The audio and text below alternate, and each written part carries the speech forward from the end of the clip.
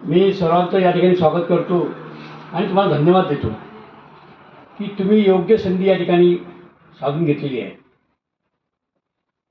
आपण आपल्या हेल्थकडे दुर्लक्ष करतो. आहार कसा असला पाहिजे आपल्याला काहीच कळत नाही. फक्त खाणे म्हणजे पोट भरणे आपल्याला समजते, पण तो आहार कसा असला पाहिजे हे आपल्याला कळत नाही आणि त्यामुळे अनेक आजार आपल्याला येत असतात. मॅडम तिने हे का सुरू केलं? मॅडमला सुद्धा अनेक आजार होते, हे मी सांगणार नाही तुम्हाला, पण अनेक आजार होते. पण त्या आजाराला ती इतकी कंटाळली होती की आता मी काय करायचं. मग ती मेरठचे महाराज होते, शास्त्री महाराज, त्यांनी आचरण केलं आणि आचरण केल्यानंतर आपण आपला जे ठाऊक आहे ते इतरांना सुद्धा माहीत झालं पाहिजे. ज्यांचा काही लोकांना असं वाटते की कमवायच्या मार्गे काही इतकी खूप आहे, घरची श्रीमंत आहे ती, जे भाऊ फॉरेनमध्ये वगैरे आहे, तिला काही गरज द्यायची, की शेती मोठी आहे.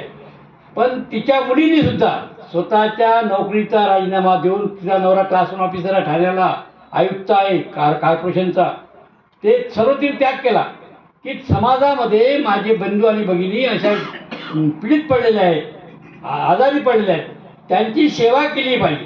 जे गाडगे महाराज होतं, दीनदलितांची सेवा केली पाहिजे.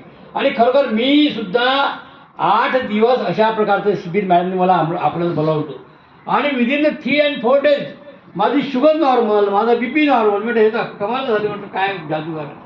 आणि म्हणून मी ते कंटिन्यू केलं नाही, कारण अतिशय कठीण. नवरा आणि बायको जर एकत्र असतील तर हे पॉसिबल आहे. नवरा आला आणि बायको नसली तर ते नवऱ्याला शक्य नाही, करू शकते. आणि मी प्रयत्न केला, खूप प्रयत्न केला, ते काही जमलं नाही.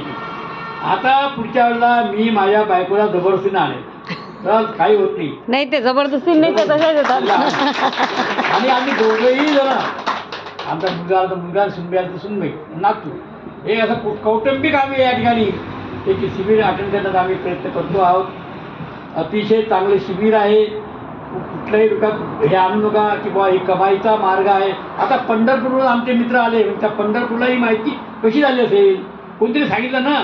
या ठिकाणी तुम्ही आल्यानंतर तुमचे अनेक आजार नष्ट होतात. मॅडमचे वडील 91 वर्षाचे आहेत, कुठलाही आजार नाही, बिलकुल मस्त झाडपाला खात राहतात. मी सुद्धा सकाळी इथे झाडपाला खातो, मी सकाळी उठल्याबरोबर. आणि आज माझे 69 रनिंग आहे. माझेच मित्र तर 70 वर्षाचे आहेत, मी 69 रनिंग. अजून कुठल्या प्रकारचे असे फारसे आजार नाहीत. तर थोडी शुगर आहे, थोडं BP आहे, पण तर नॉर्मल रेंजमध्ये आहे. परंतु आपल्या दिनचर्येमध्ये व्यवस्थित दोन्ही टाईम भाकर खातो, ते एकच भाकर खातो, जास्त भाकर खात पोट पूर्ण भरत नाही. आपल्याला सवय पूर्ण पोट भरल्याशिवाय आपण हात आडवा करते. पोट भरू नका. आणि रात्री